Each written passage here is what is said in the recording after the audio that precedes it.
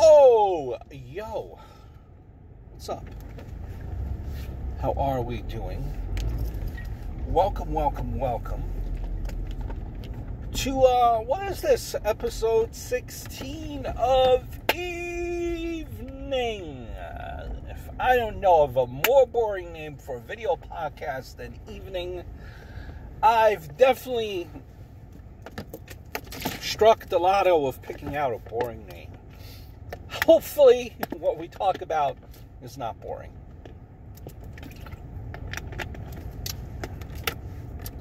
Hope the new year was fine and dandy for you guys. Are we, what, 3 or 4 days in? It's still acceptable to say Happy New Year, right? I think so. Right? Still acceptable. Like, when is, the point where you stop saying Happy New Year? Like, maybe after was, when's the cutoff point? Is after this week the cutoff point? Like, come Monday, do we stop saying Happy New Year? Or do we keep on going into the following week? Yeah, I mean, that's a good, right? I mean, it's like, January 1st. I mean, okay, January 1st, January 2nd. All right, now we're, January 4th, January 5th. When we get back, it's going to be like January 7th. Are we still saying Happy New Year? Like, right? Listen, New York people, once they hear Happy New Year, I think past January 10th, it's like, well, they don't even do that. They're just, we just stare at our phones, pretend like you didn't even say anything at all. That's usually the case now when it's like January 3rd or 4th, and then what are we, January 3rd, 4th, we say Happy New Year, people could care two craps. People care two craps in New York. They just move, hustle, and bustle, and they're just trying to get to where they need to get to. Right? Anyway. We talk about anything and everything here except sports. We shoot the breeze. Here I have another channel, Tom Brand 1, that's like a comedy channel, sketches, lists, stories, funny, I promise you. Then we have From the Bleachers Sports Show, and you guessed it, that's sports content, all that good stuff. And over here, what we do is we go on trips, filming locations, famous places, and all that good stuff. So, bada boom, bada bing, and it's the home of Evening. So yeah, Happy New Year, guys. As well. A couple of things I want to talk about, and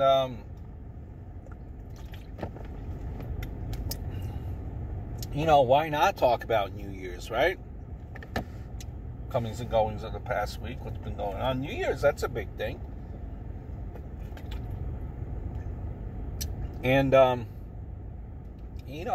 from the New York area, New York metropolitan, New York City area.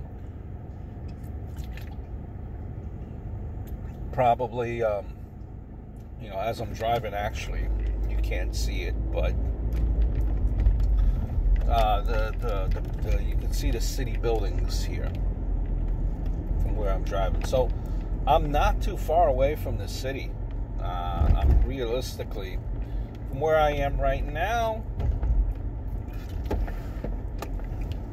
about 10 miles. About 10 miles. I live about 25 miles away from the city. So it's normally a hop and a skip. But because, it's New York, there's no such thing as a hop and a skip, my friends. It's always a big project.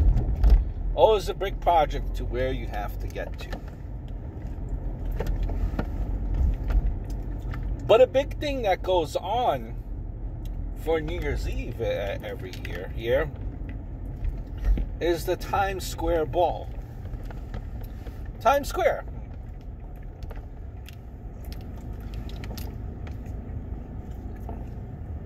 I want to give you my thoughts on hanging out in Times Square and watching a ball drop.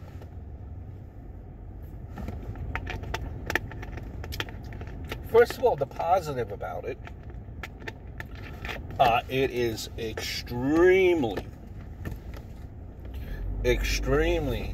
security presence, extreme security presence, which is a good thing. New York City cops are some of the best, some of the finest in what they do, and they want to protect your well-being. The downside, though, of being in, and Times Square probably is the safest place in the world on New Year's Eve. The downside, I don't know if it's a downside, and it could be a downside for you guys.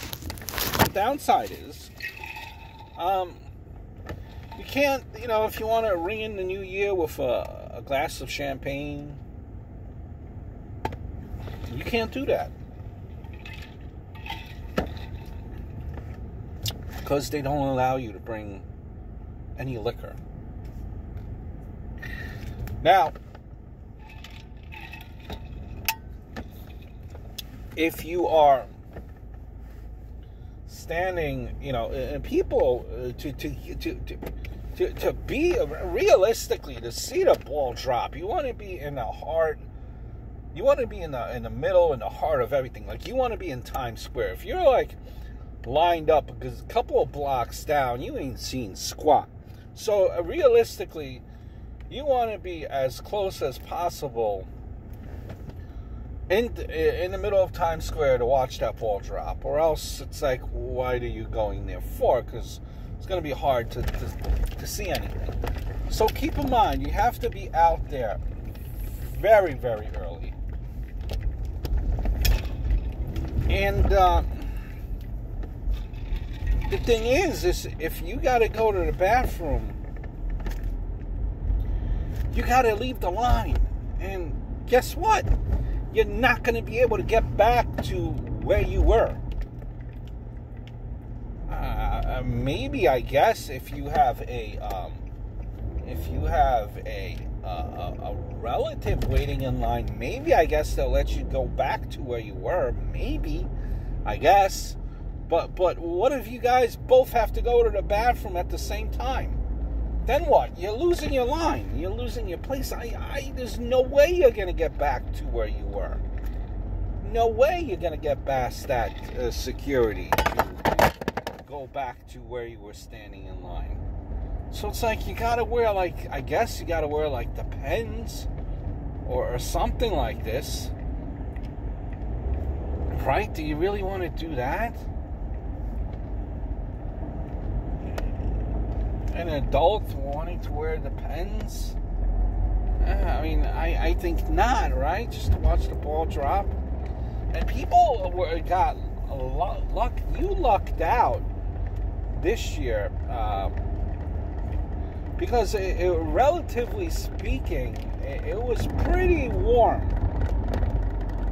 So it wasn't that cold as it was prior years.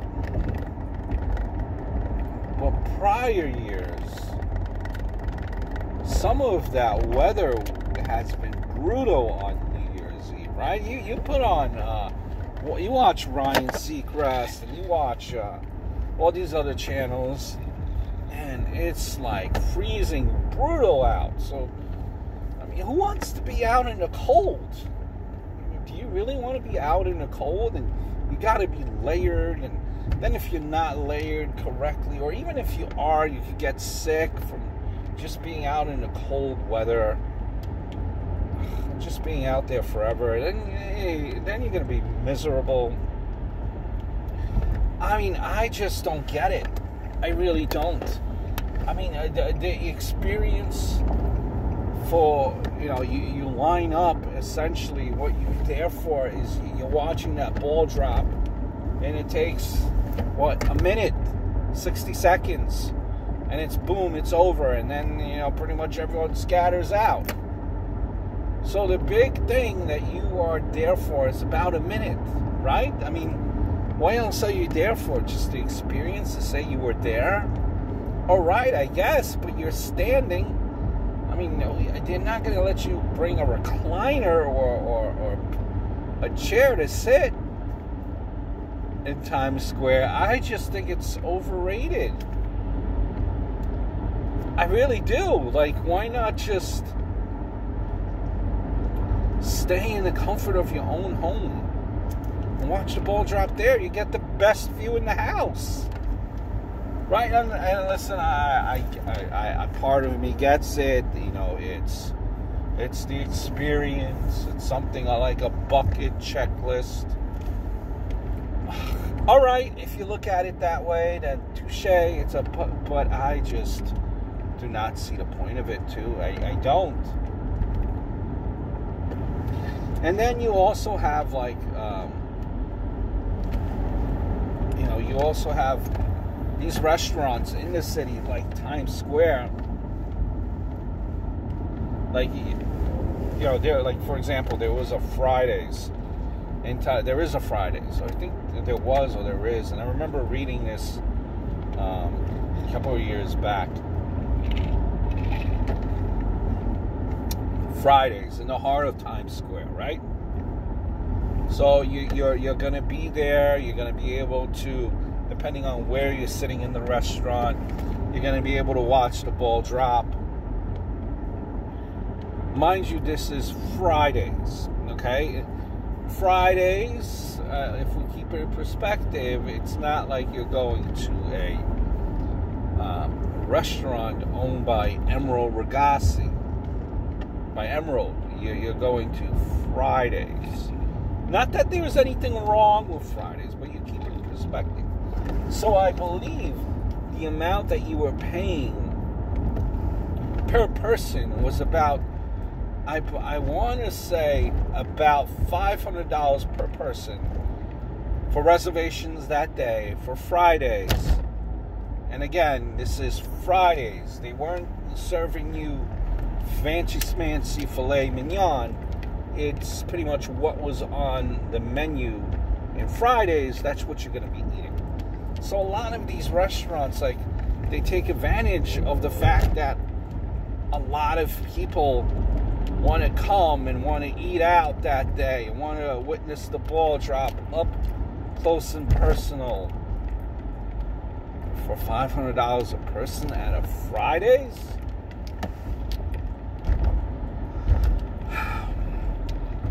Little bit overrated, if you ask my humble opinion.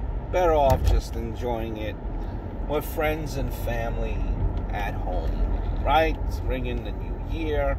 If you partake in a little bit of the bubbly, the champagne, a little bit of the drinking, you're in the comfort of your own home. Or if you're not, one of your relatives that is not drinking, could be your designated driver. You could call Uber. You could hail a cab. You're gonna be able to sit down, right, and watch the ball drop from the couch. Me, I just think it's a little bit overrated.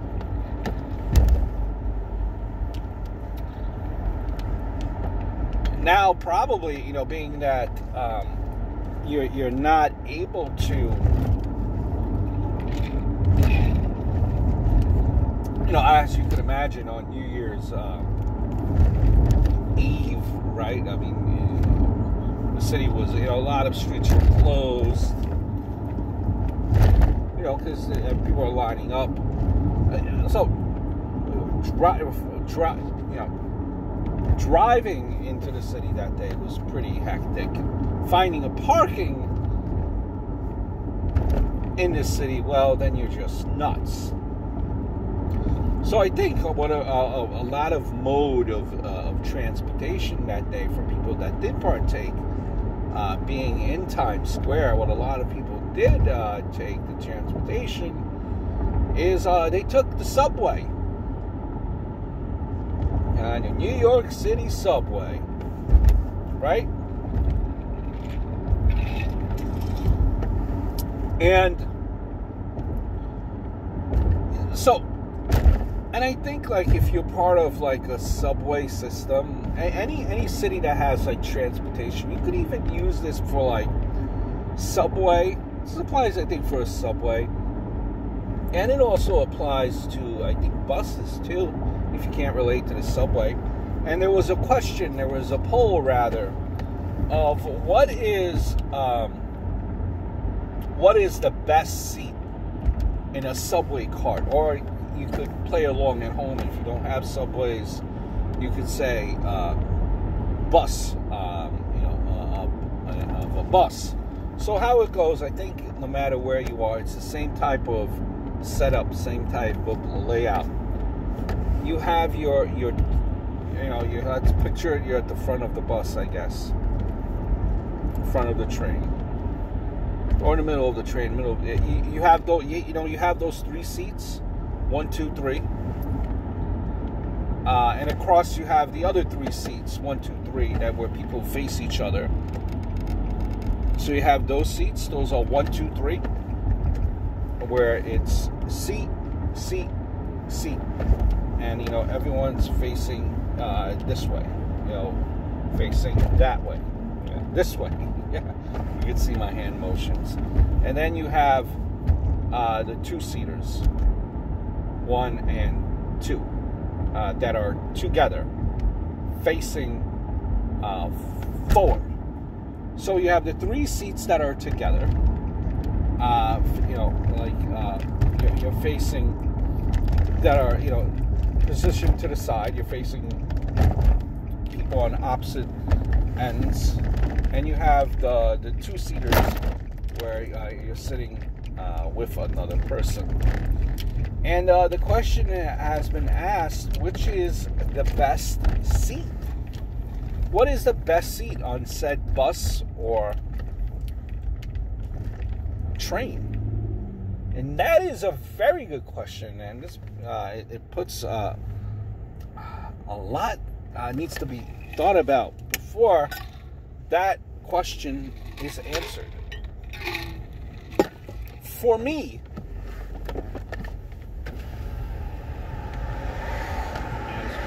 traffic, for me, seat 1, which is the very first seat closest to the door,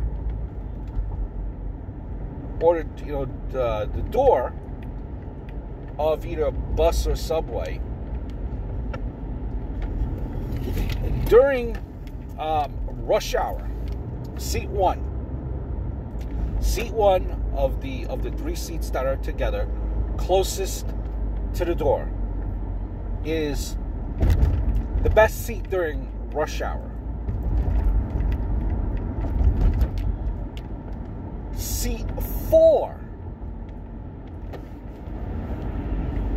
4, which is that seat, part of the 2-seaters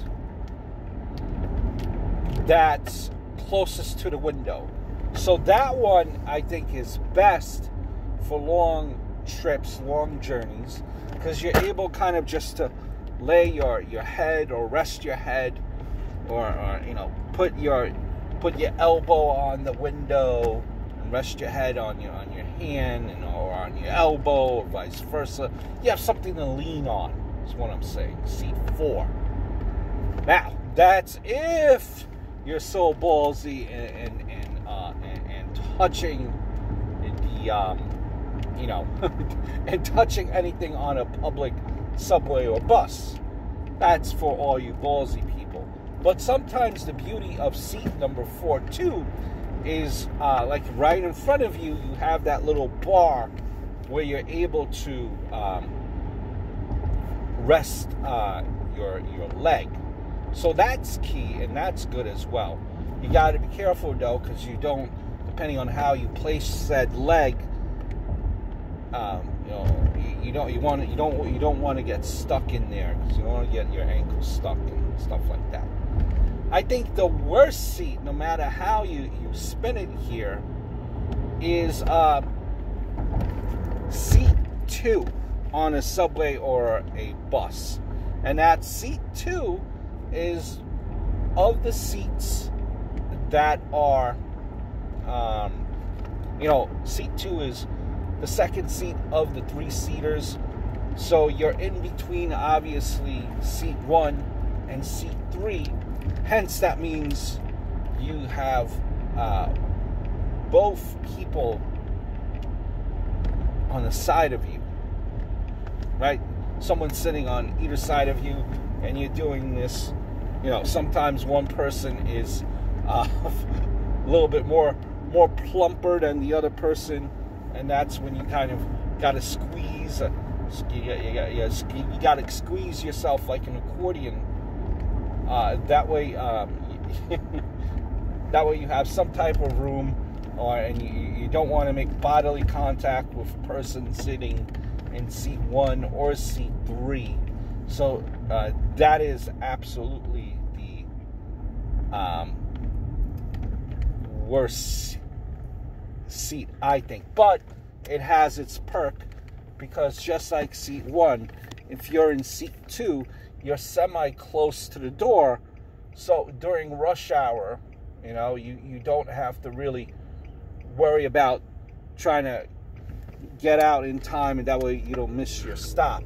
Just a matter of, strategically getting up in time and, doing what you got to do. So you really don't got to worry about your trek in getting to the door all that much.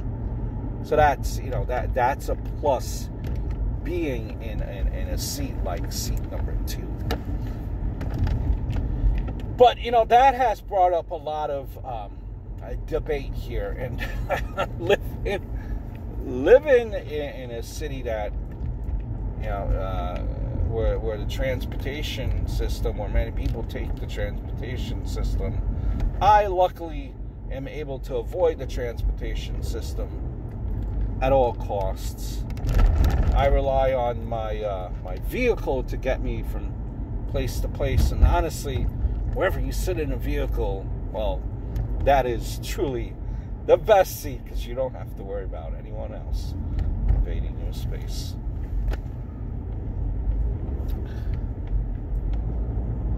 There was a bit of news this past week too, and that's actually in regards to if you follow radio, you follow the history of radio. Don Imus passed away. I believe he was 79 years old. Don Imus, you could definitely categorize him. I'm trying to pick my juice up here. Don Imus, you could categorize him being a, I guess, shock jock. He did a different form of radio. He focused more, I guess, like the main. He did cover a lot, but mostly it was it was politically themed. Politically themed was what the Don Imus show was, and Don Imus, listening to him, it really he equally hated everybody. He didn't care what it was. He equally, he, I think, always wanted to get some type of a reaction. Was trying to be entertaining. And I think, unfortunately, for Imus, what a lot of people remember him for, a lot of people, the thing is with Imus made a remark about the Rutgers women's basketball team. Go look it up if you're really curious about it. It was a derogatory term. It was a bad look on Don Imus's part. But I think, he didn't think it through. I think he was going for the reaction more than anything. And he really didn't think things through. Kind of just said it spontaneously, trying to get aroused, trying to get a buzz, maybe trying to make a headline. But I don't think he realized the severity of what he was saying. Now, again, I don't know the man personally, but based on what a lot of his colleagues have said, I kind of tend to take that side of the coin too, where he was just said it completely wrong and just didn't think it through exactly. Because remember, that should not be his lasting legacy. That one comment, because what this man did as far as charity goes with his Don Imus ranch, it's unreal what he has done. A successful charity, the Don Imus ranch. Look that up as well, and that should be more. That should be also brought up. You could, everyone has the right to forgive or not to forgive, but a lot of people don't know about his charity, and that should have been brought up as well, equally, I think.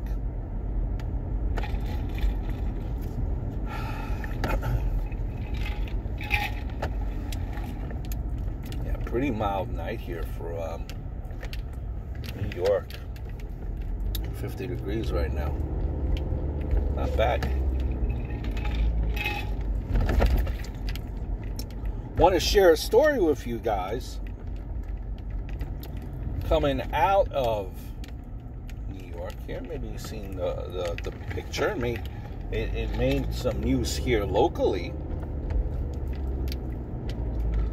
And that is, it was a picture of a rat on the sidewalk. The rat had its mouth on a small bottle of Henny, and it was passed out. He expired. His life was over. New York City rat. Just another day in NYC was the caption, and I tend to agree with that sentiment. Just another day in NYC.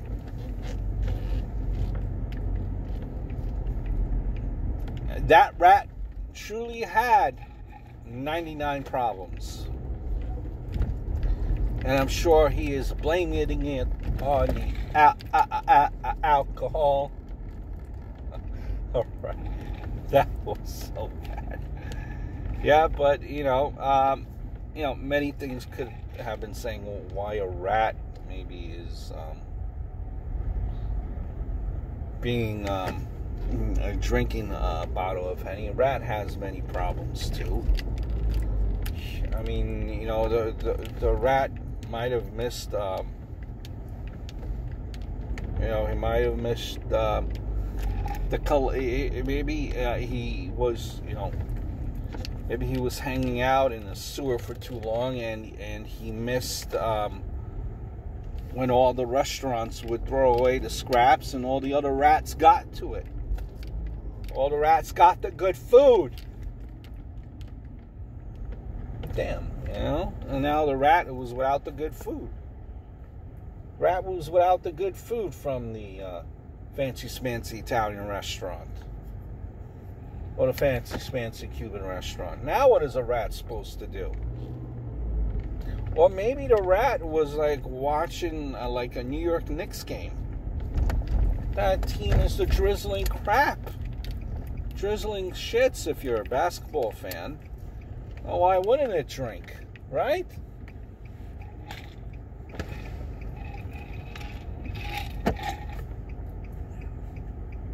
Maybe the rat was hanging out, he got outside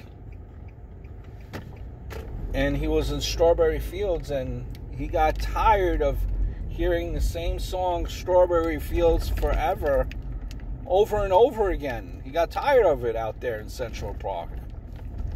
Right? On the Upper West Side.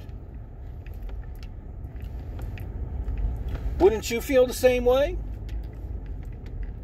So, being a rat ain't easy sometimes, folks. It's not. It's not.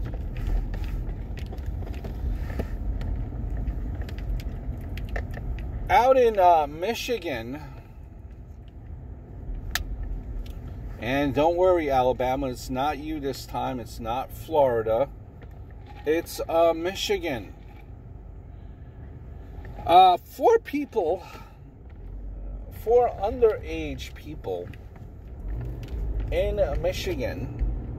This time it's no, it's not. You see, it's not even Alabama, and it's not even Florida. It's Michigan.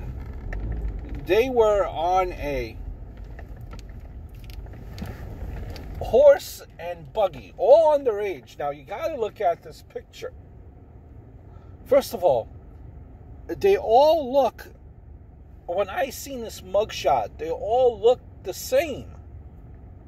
I thought that it was like the same person, and they made him pose in different shots. No, it's 4 different people. Some serious. It's like, they look like Shrek. Like if Shrek met one of those characters from Frozen. That's what this person looked like. These 4 people look like. Anyway, so they're drinking, which is a no-no when you're underage. And they're in a horse and buggy. And they get pulled over by a cop for drinking while being on a horse and buggy.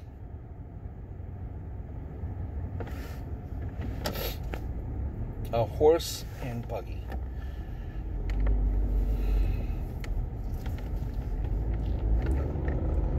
Now, I don't know who's more shocked of who. The people on a horse and buggy seeing a cop pull alongside in a vehicle, or the cop being shocked that there are actually people in a horse and buggy drinking and driving using a horse and buggy as if this was the 1700s.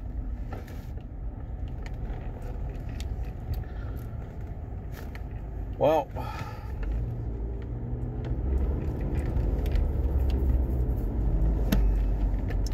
sometimes, folks, you just have to shake your head. It reminds me of a story there, where there was a story of an individual. This made the news too recently. Like he was, I guess, coming back from a bar, and he. If you think about this, this is kind of smart thinking, but he's still, I don't know the outcome, but he's coming home from a bar, and he needed to get back home. Now, why wouldn't you take an Uber or call a cab or ask a buddy or a friend? He didn't do that, but to his credit, he didn't drive either. But what he didn't drive, let me rephrase that, he didn't drive a car per se. What he did is he took a Power Wheels vehicle. You know, a Power Wheels vehicle, something that your 3-year-old or your 4-year-old would get into. He was in the Power Wheels, and he was trucking along in the power wheels on the side of the road and he gets pulled over. He said he was using the power wheels because he didn't want to get pulled over for drinking and driving.